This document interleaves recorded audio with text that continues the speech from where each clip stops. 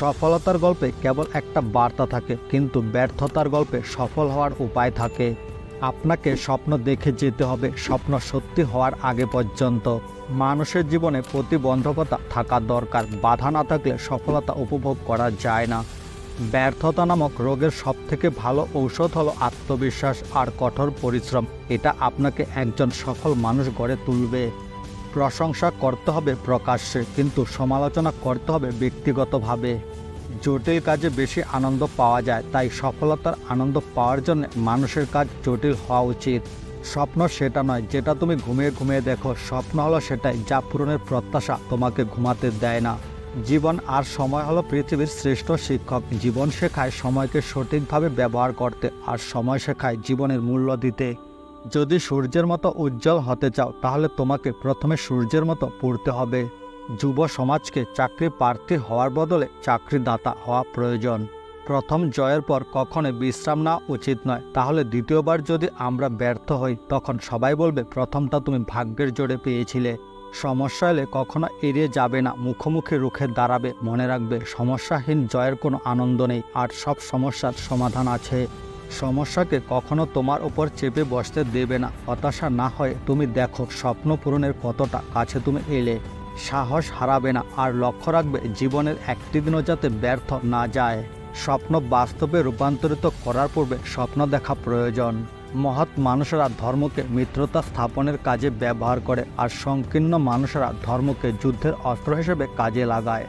যদি আমার সফল হওয়ার সংকল্প যথেষ্ট দৃঢ় থাকে, তাহলে ব্যর্থতা কখনোই আমাকে অতিক্রম করতে পারবে না।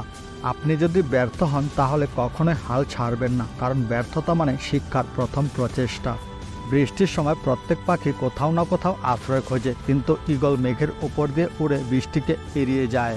সহজে জেতার আনন্দ কোথায়? বাধা যত বিশাল, বিজয়ের আনন্দ ততই বাঁধ ভাঙ্গা।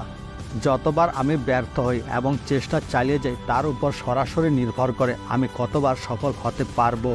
জেগে ওঠো, সচেতন হও এবং লক্ষ্যে না পৌঁছানো পর্যন্ত থেমো না।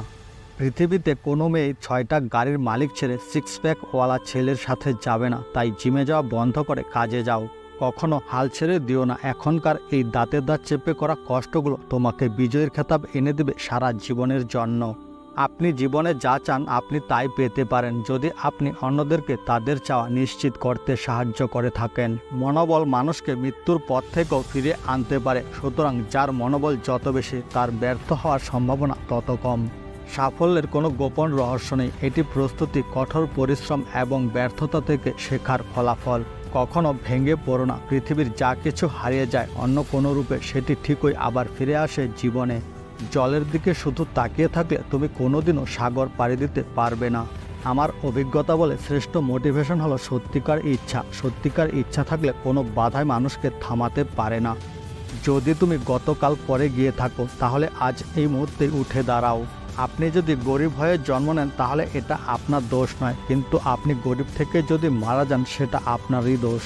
একজন সফল মানুষ হলেন তিনি, যে অন্যরা তার দিকে ছুড়ে দেওয়া ইট দিয়ে একটি দৃঢ় ভিত্তি স্থাপন করতে পারে। শুধু সামনের দিকে এগিয়ে যাও। কে কি বলল তাতে কান দিও না। নিজের ভালোর জন্য যা করতে হবে করতে থাকো। তুমি যেখানে দাঁড়িয়ে আছো সেখান থেকে শুরু করো। তোমার যা আছে সেটাই ব্যবহার করো, আর যেইটুকু পারো সেটাই করো।